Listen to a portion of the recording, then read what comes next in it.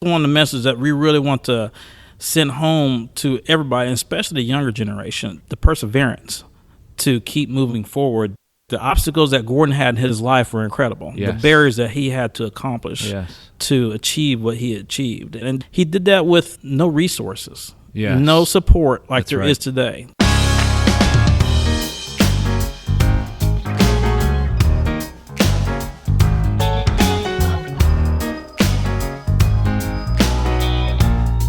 Welcome again to another exciting episode of St. Louis in Tune. Thank you for joining us for fresh perspectives on issues and events with experts, community leaders, and everyday people who are driving change and making an impact that shapes our society and world.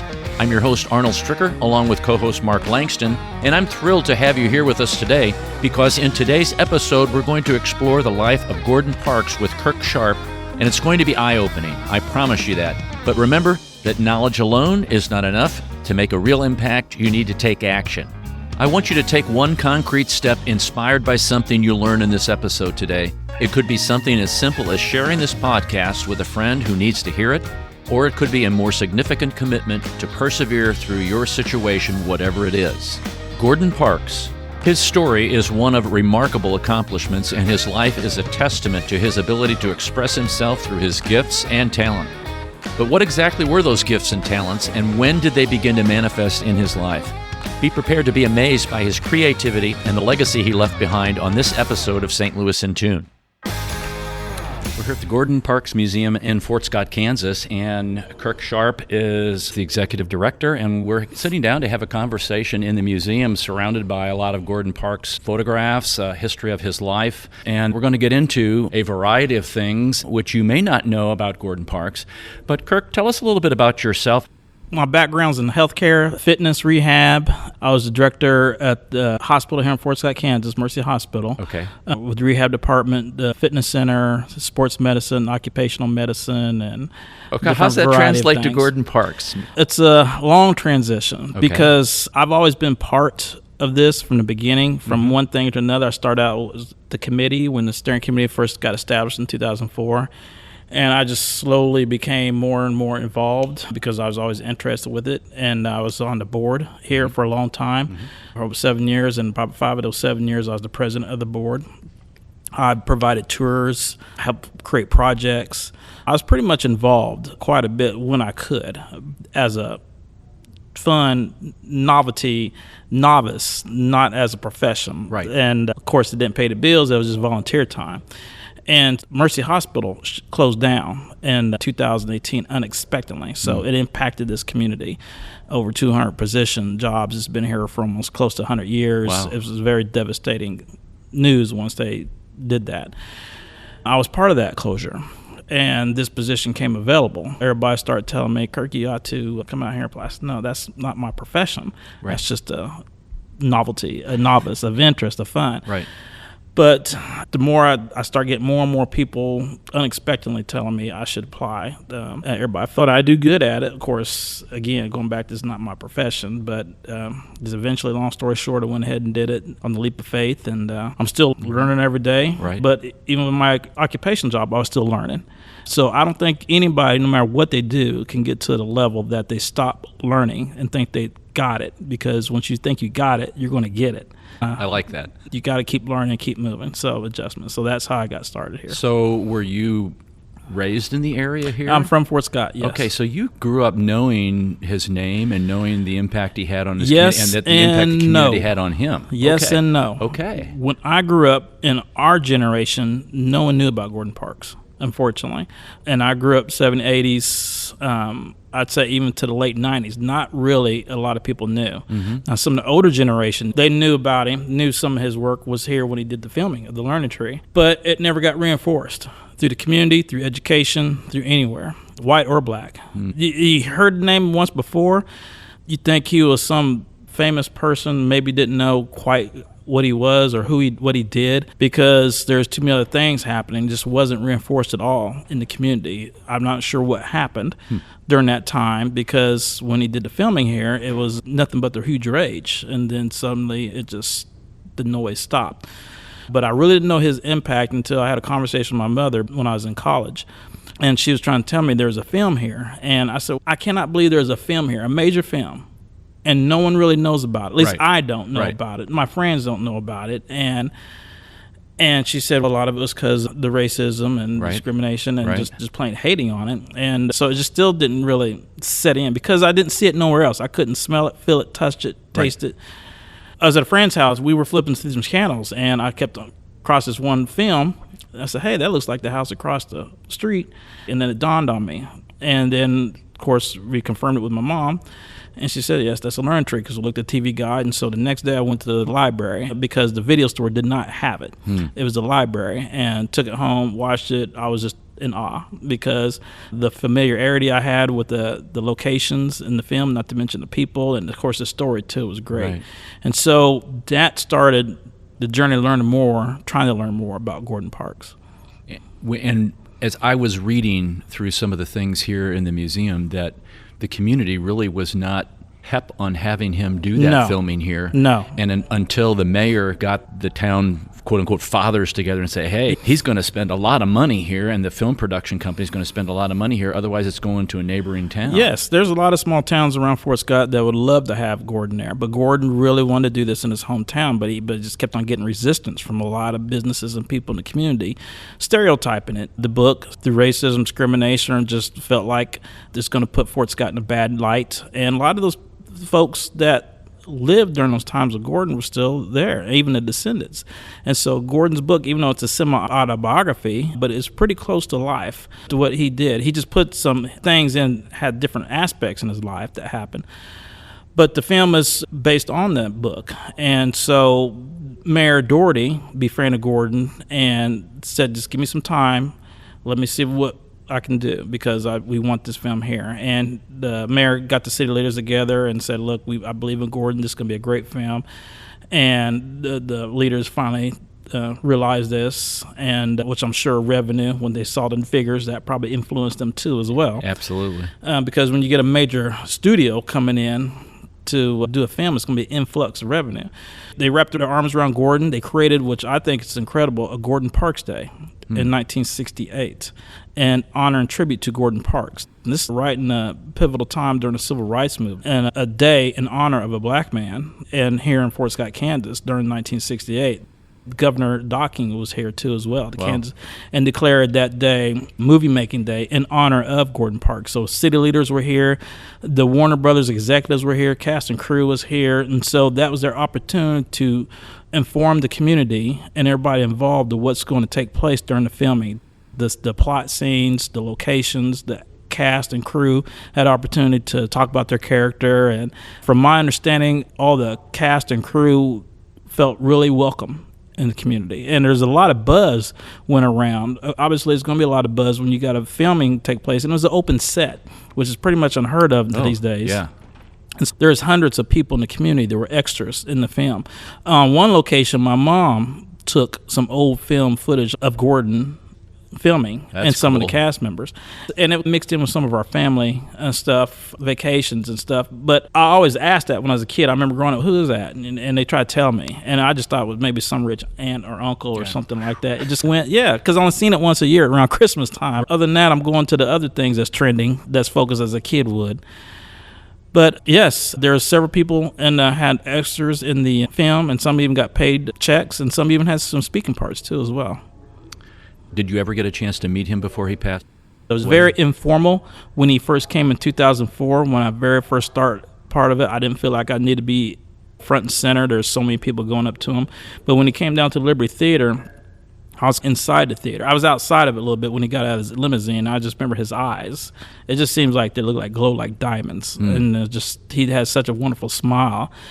And then I stayed inside, kind of way behind the scenes. And then as he came in, we had eye contact, and he greeted me, and I greeted him with a nice little hello back. It's almost like we had a good, great connection there. Quick, silent one. So and it seems, as I was doing some research on him, that he really liked to spend time with a group of people that he was going to photograph and get to know them. Personal interactions, personal relationships were important because he didn't want to have things be quote unquote staged or fake. He wanted the real thing, and he wanted to be, that's Gordon off there, taking pictures. That's not a big deal. That personalness, I think, translates in his photographs that you see. What was the thing that kind of harnessed his, I don't want to say anger, but one of these sayings says it up here. This one: I chose my camera as a weapon against all the things I dislike about America: poverty, racism, discrimination. How did he harness that poverty, that racism, that discrimination that he saw starting here in Fort Scott, that even perpetuated throughout his career? How did he harness that in what he did in music and photography and poetry and all the things that he did? I think he started out, first of all, with his camera. He experienced those things growing up in life and midlife through his career, different jobs that he had. But when he picked up that magazine while working at the railroad station, he saw how those photographs moved him of the Great Depression era from photographers like Dorothea Lange and Walter Evans. And so that moved him. He saw the power in the imagery, and that is something that he knew that could be his weapon. He saw the power. Power is a weapon. Weapon's power. And so he chose the camera to be his weapon of choice to fight against those three things that he disliked: racism, poverty, discrimination. And so he learned that technique by listening to people through Roy Stryker when he first started at the Farm Security Administration in 1942. On his very first day on the job, Roy said, I want you to do three things. First of all, go put your camera in your office, go to a coffee shop, buy some coffee, have some coffee, go to a clothing store and buy a top jacket, go watch a film, and come at the end of the day, tell me how those things went and how your day went. So at the end of the day, Gordon came back and said, I'm done. I think you know how my day went. And I got denied on all those three places because of the color of my skin. Gordon mentions how he felt Washington, D.C. at that time was the most racist place that he's ever experienced. And Roy told Gordon, okay, what are you going to do with your camera? And Gordon got that, okay, I see what you're saying. Now, Roy also said, now, wait a minute. Don't just go ahead and take a photo of a bigot and put on the headlines bigots, because bigots have a way of making themselves look better than anybody else, but show the impact and the justice of them. And he advised Gordon to visit with older black people in the community to get some insight and listen to them. And that's where Gordon learned that technique, to take time. And so on that very first night, the same night, he met Ella Watson, which term is charwoman, but basic terms is a cleaning lady or custodial janitor, working late in one of the federal buildings that he worked at. And he talked to her, visited with her, listened to her story, which Gordon felt like it was a tragic story, that she described lynchings in her family with her husband, her son. Her daughter died, and she's left to take care of children on salary that she can barely live to afford on. And Gordon said, can I take your picture? And I'd like to take your picture in front of that American flag with a broom in one hand and a mop in the other. And he called that American Gothic, because the first thing that came to his mind was the Grant Woods painting, American Gothic, with the farmer and the pitchfork. And he wanted to show the world, this is America for many people in this nation at that time, and still, unfortunately, still a reflection too on poverty and discrimination. And that photo was powerful, and he felt like he started learning more of that technique of what he wanted to do. Now, some of the times when he'd go on assignments, there'd be days before he'd get out his camera, because he made those great connections. He is being invited into their lives, not the other way around. He's not forcing. He's getting an opportunity to be invited into their lives, and he was done that, was very respectful. And a lot of his imagery that you can see is very intimate, but it's still tasteful. He just able to capture some of the critical moments that all of us do have, whether they have something on their mind, something serious, some laughter, some joy, some sadness. And he also took photos of beauty, too, as well. He never took pleasure in taking the photos of racism, discrimination, poverty. It just felt like something that he just needed to be done, but he enjoyed creating beautiful things, too, as well. He started his big break in fashion photography, and especially with Life magazine too as well.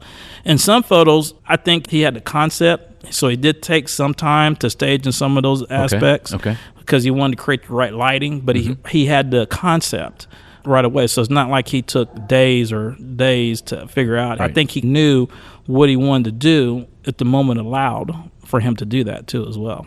You mentioned Life magazine. I had read some information on his work with the gang leader. Yes. And Red, I don't remember Red's last name. Jackson. Red Jackson.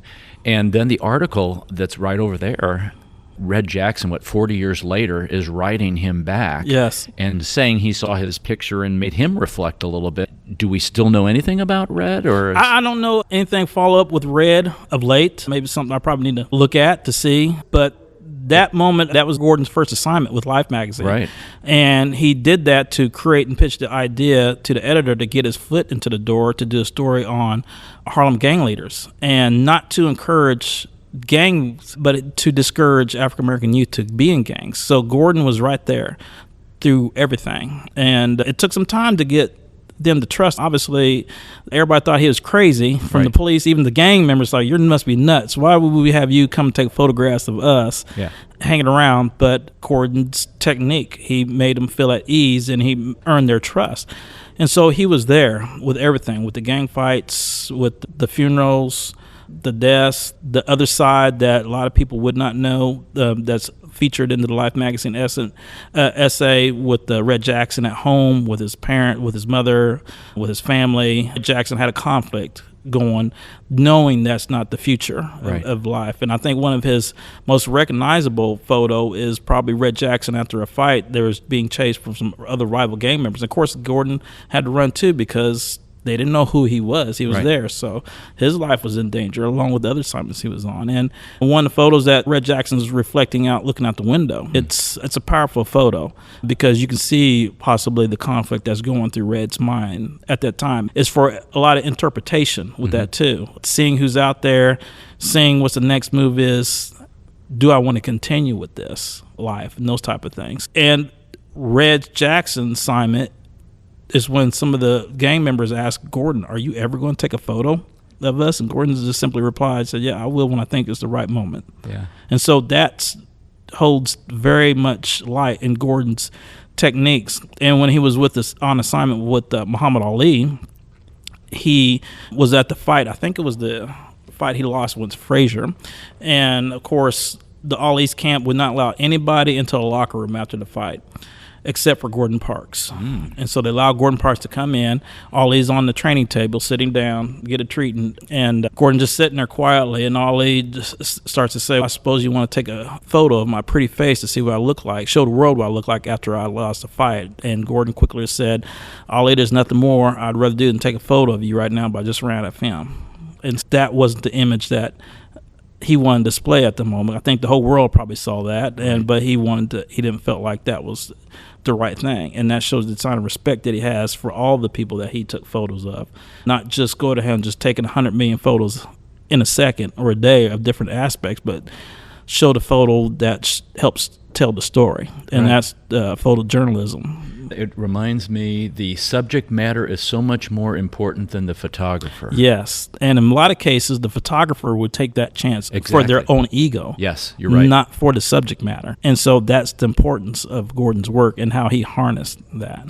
When I think about the ups and downs that he had, dropping out of school here, getting sent to his sister and brother-in-laws up in Minnesota, and then being in and out of school there, and then working as a porter, and then playing basketball up there and playing pro ball, and getting a job that he really didn't get his formal education completed. No. But he really had an education, and I think of when I read his poetry, or that he's a piano player and played with a group in New York City, and I see a CD over here where Wynton Marsalis and he are guest artists on this particular CD. It's amazing that he just kept on going through what he was going through, and and he just flourished. Yeah, and that's one of the messages that we really want to send home to everybody, and especially the younger generation, that the perseverance to keep moving forward. The obstacles that Gordon had in his life were incredible. Yes. The barriers that he had to accomplish to achieve what he achieved. And I think Gordon's quote is saying, the bigger the challenge, or the harder the door, the harder the knock. And that's a great metaphor for people to learn, no matter what age you are, what generation you are, to keep moving, keep finding a way to get over that wall, get over that obstacle, and don't let that first letdown be the overall one. Don't let that first no or that first negative response. We continue to find ways to keep moving, being creative. And Gordon is the essence, being perseverant and challenging. And just, he did that with no resources, no support like there is today. There was none. He was the first in a lot of different areas and categories and fields. And it's amazing. It's incredible. He could have stopped at any time. He could have stopped when he just was in the streets, starving, but he kept moving. He kept going, and he kept going, and that, I think that's his substantial hunger to drive, to keep doing better, to keep moving. And I think that goes back to a lot of his family upbringing through his mother and father, to make sure that he keeps moving forward. I know he's self-taught on piano, and he's written some concertos. He's written a variety of music things. Where does this come from? Yeah, he learned how to play the piano at a very young age, about 6 or 7 years old, at his mother's upright piano. And I don't know if you saw the receipt on the... Yes. But we do have that receipt of the piano that she purchased. And so he could play by ear. He could never understand how to read or write music, even though they tried to teach him when he was in school, but he just couldn't understand the concept. But so his technique was to write down slashes and numbers to represent the keys on the keyboards. He calls it very simple. Feels like anybody could probably figure it out, but no one really can't, because it's its own little code. We do have a copy of one of the sketches of the concerto that he did. And so with that, he never could ever read or write music. So he had to have trained musicians to understand his concept from the keys and to listen, and they come up with the notes so other trained musicians can pick up, especially for arrangements. Gordon wrote arrangements for instruments he didn't even know how to play, but they're beautiful. And everybody I talked to try to play some of Gordon's music always tell me how hard it is, because they have to learn it because of the wonderful, difficult arrangements he created, but it's beautiful. For someone to do that now, they would have to have years of experience on different instruments, education, variety of different things. But with Gordon just sits down and listens, just jots down and just goes to piano and plays. And he performed 2 concertos by piano, a symphony, and he also wrote the soundtrack to The Learning Tree, and he also composed and directed a ballet called Martin Luther King. And he composed a lot of other music too as well. And so it's incredible that, again, just being all self-taught. Photography, he's all self-taught. Right. No formal education, no training. But I think Gordon was a great historian. Past photographers, he would learn that way, I believe, from that concept, because some of his imagery he would re-image or do a different rendition of to learn how they did it, such as that one of Langston Hughes up top. I don't know if you can see that, with the hand in the window. Yes. He did that from a photograph of John Costeau, a photographer. John Costeau took a photograph of that same concept in the early 1920s with the hand in the window. So Gordon did that. And he also did that with Art Kane's photo too as well. Art Kane took a photo of blues and jazz artists in the late 50s or 60s. Folks like Count Basie and Phineas Monk was in there.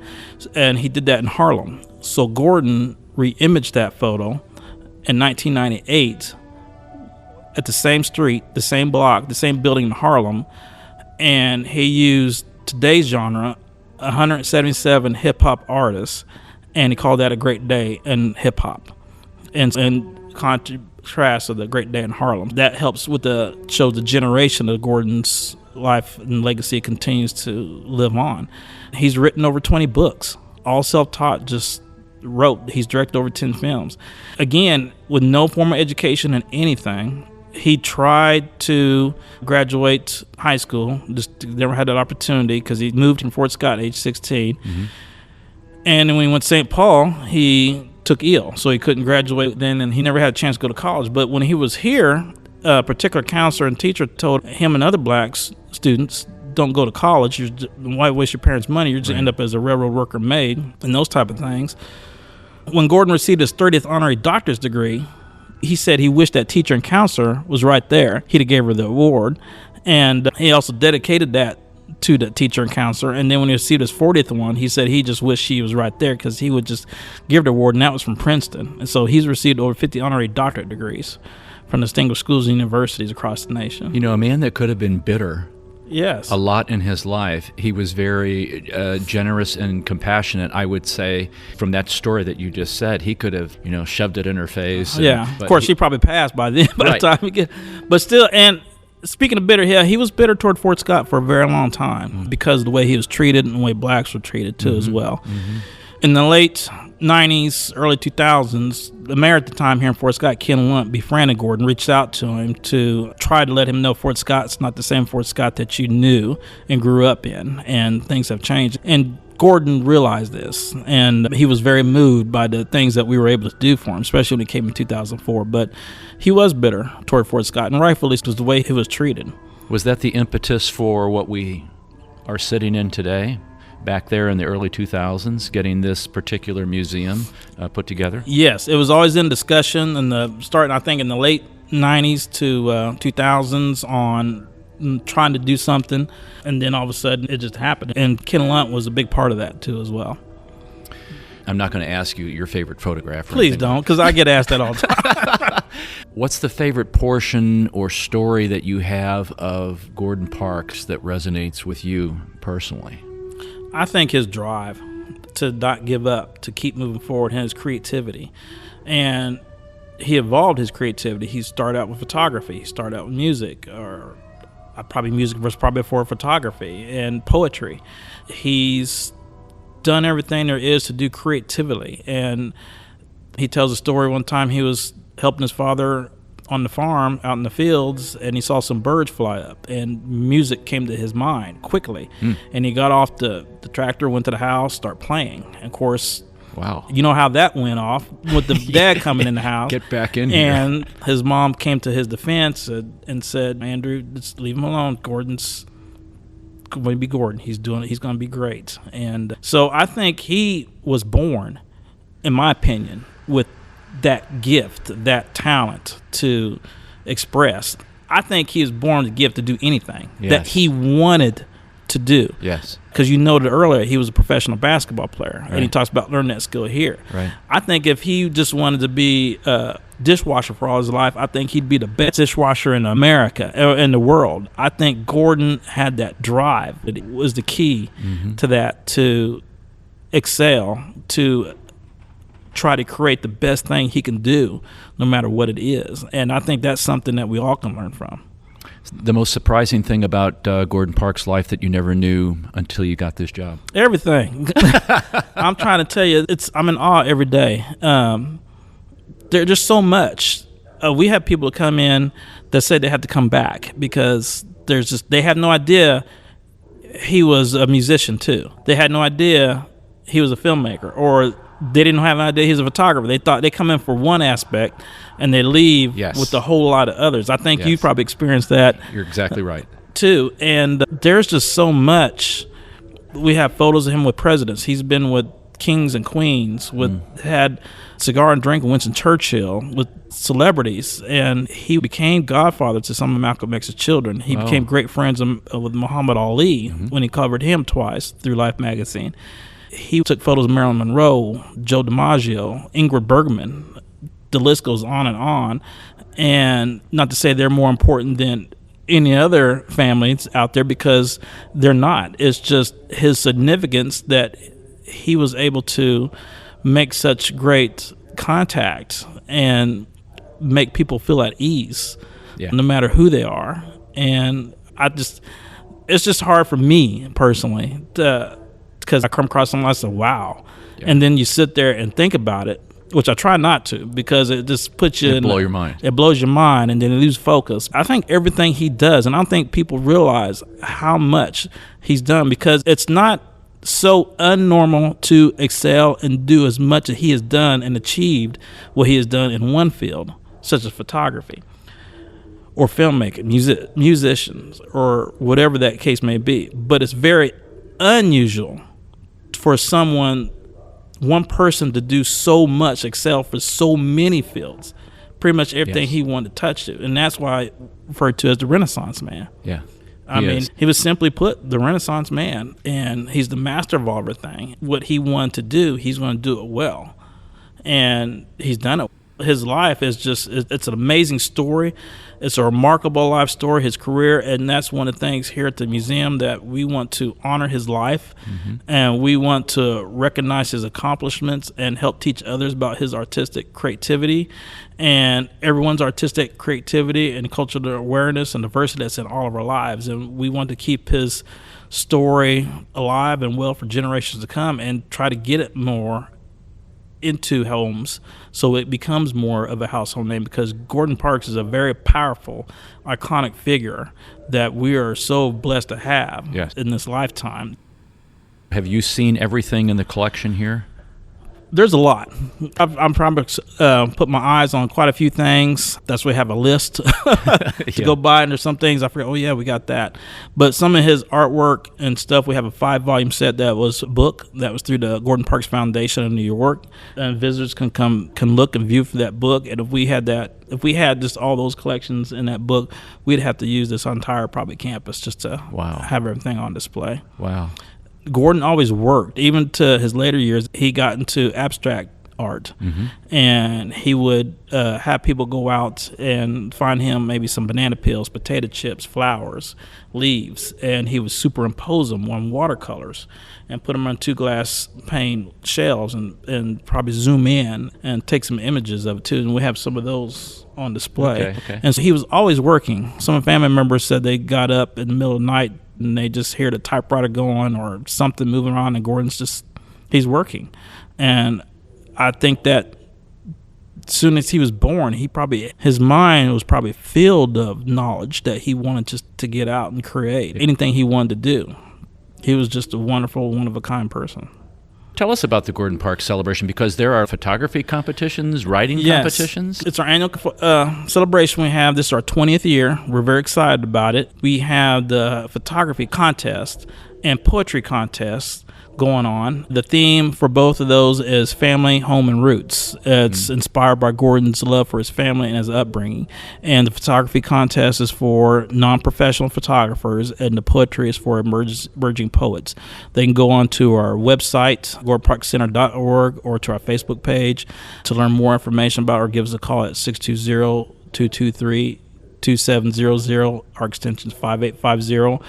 We'll have those images on display during the celebration. It's a 3-day event. We'll have people from all over, filmmakers, photographers, attendees, visitors, musicians. We'll have presentations by photographer Ann Dean from Lawrence on the legacy of Gordon Parks. We'll have a presentation by Professor Boyd for University of Virginia on the Superfly trilogy that Gordon's son, Gordon Parks Jr., directed the classic film Superfly. Really? He'll talk about that trilogy and the legacy of that.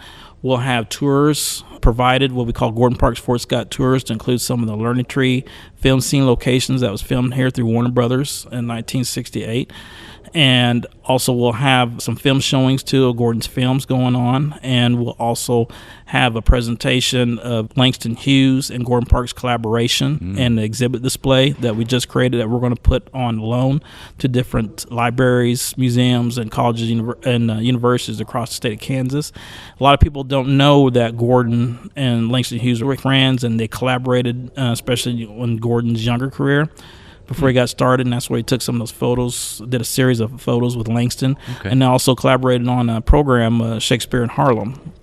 Gordon supplied some photographs to go with a lecture with Langston Hughes in Southside Community Center in Chicago.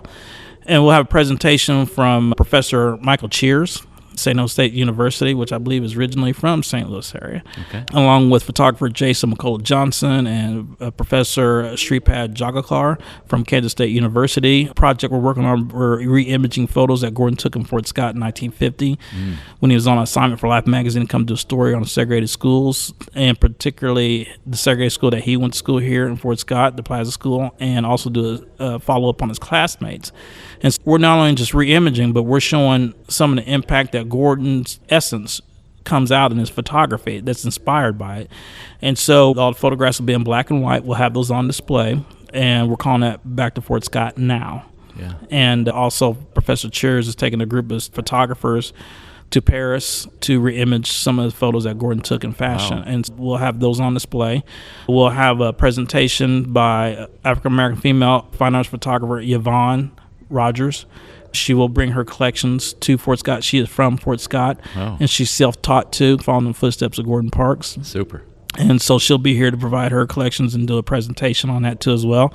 We'll also have a mural unveiling of the first Kansas Colored Infantry unit that was established here in Fort Scott. That unit was the first all-black unit to actually serve in the Civil War and fight in a battle. Seriously. Predates the 54th Massachusetts that a lot of people get Right.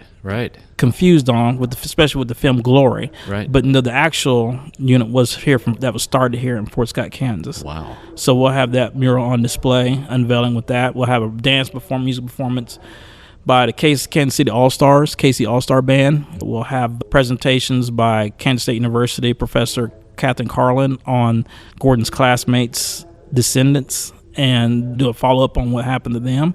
Kurt Sharp, he's the executive director at the Gordon Parks Museum here in Fort Scott, Kansas. Kurt, it's great to talk to you about this. I really appreciate your time today. Oh, thank you.